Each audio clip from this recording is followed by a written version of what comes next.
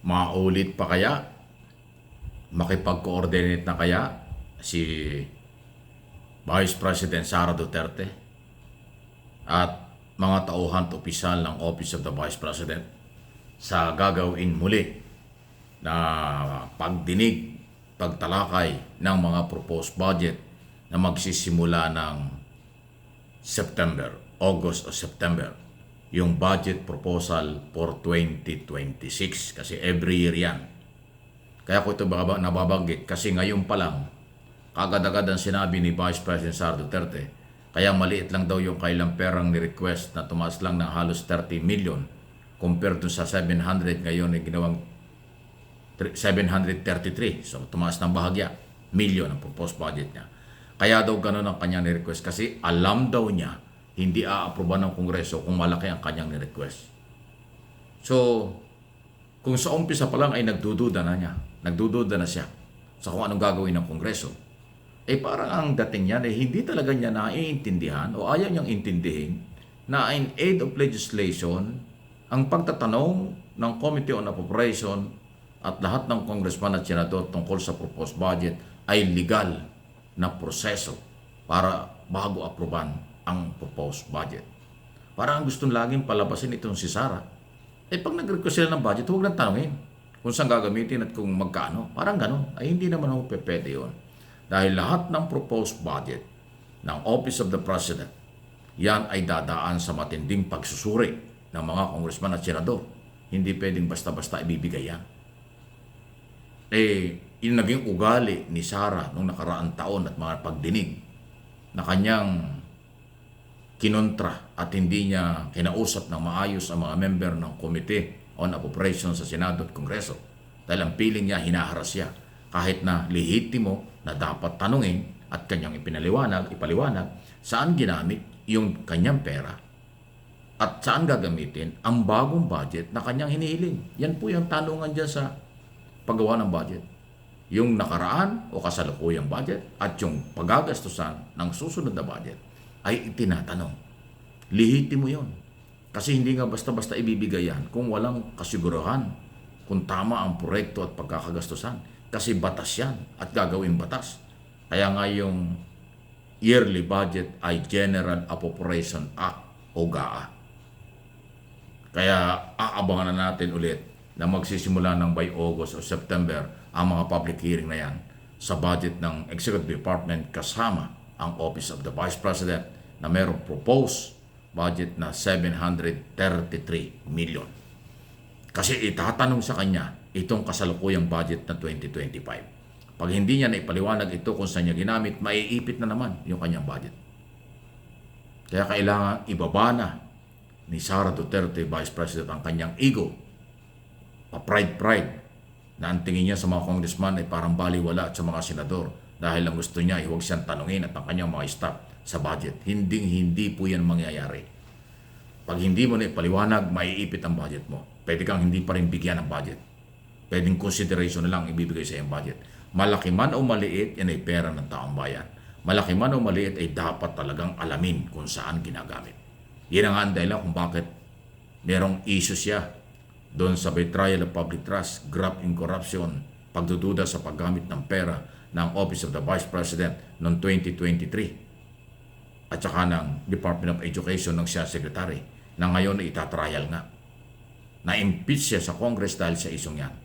Itatrial na lang para siya ay kung mapatunayan ay tanggal sa pwesto at kung hindi mananatili sa pwesto. Ganun po yun.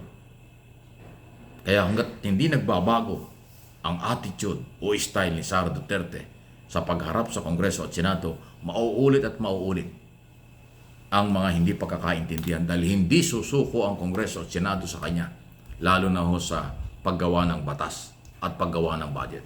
Kasi exclusive yan sa Kongreso at Senado ang paggawa ng budget na dadaan sa tamang proseso. Okay? Any comment, reaction, malaya po kayo. Samantalang ngayon, salungot ng spokesman. May bagong spokesman ng Kongreso na banggit natin, Attorney Antonio Bocoy. Ito ay spokesperson ng prosecution team ng prosecutor. Okay? Taga-usig sa impeachment trial. At ngayon, naglagay din ng impeachment Senate Impeachment Spokesperson sa katauhan po ni attorney nga ba ito? Reggie Tungol. So si attorney Tungol, siya yung magiging spokesman ng Senate Impeachment Court. Si attorney Bukoy, siya naman po yung spokesman ng prosecutor. Ngayon ang ating aabangan, sino ba ang gagawing spokesperson ng Defense Council, ang kampo ni Sara Duterte. Pero alam nyo, huwag kayo mabahala, maganda ito. Maganda ito may mga spokesman. Kasi sila yung maghahayag sa media, sa publiko, kung ano ang kanilang ginagawa at ano ang update ng mga kasong may kaugnayan sa trial na gagawin kay Sara Duterte. Yun po ang kahalagahan nun. Kasi hindi naman kailangan magpaliwanag ang mga prosecutor at ang mga senador judges. Kasi nga dapat ang senador judges nakatutok lang doon sa kanilang trabaho at huwag makipagdebate sa mga abogado. Ang prosecutors naman nakatutok sa kung paano patunayan ang kaso at ebidensya. Ang Defense Council naman ay nakatutok kung paano kontrahin ang mga ebidensya at testigo.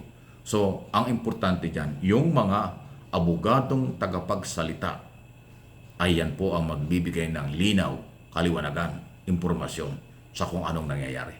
Kaya makakatulong yan sa larangan ng pagpapakalat, paghahayag ng mga impormasyon sa magkabilang panig. In other words, magiging balanse ang daloy ng mga balita sa aktual na umpisa at tuloy-tuloy na trial na gagawin pagpasok ng 20 Congress. Ngayon pa lang, pinaghahandaan nila yan at maganda yan. Kung nakahanda na ang senator judges kasi nanumpa na sila, nakahanda na rin prosecution dahil nanumpa na rin sila sa Kongreso, nakahanda na rin ang 16 na mga defense lawyer ni Sara Duterte, o ay wala na tayong hinihintay. Ibig sabihin, yun na lang aktual na trial at may mga spokesman na rin sila. Ayos ito, kaabang-abang ito. Huwag tayong magsasawa dahil Office of the Vice President, sensitibong posisyon ang pag-uusapan.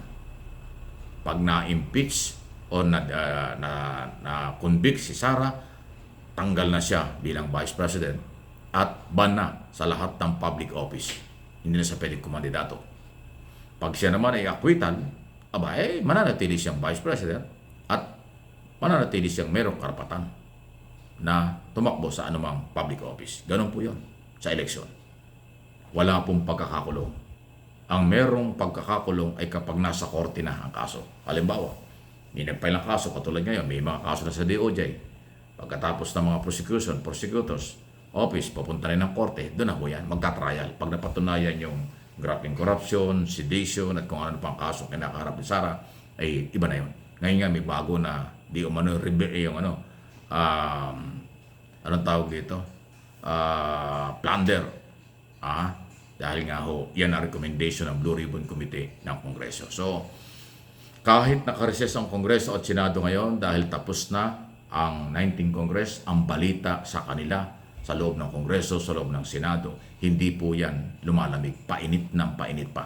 Lalo na ngayon, napakaraming nagsasalita ng mga abogado, na eksperto sa batas, kaya marami tayong nalalaman. Okay? Huwag kayong magsama, paki-like, paki-share ng ating mga video.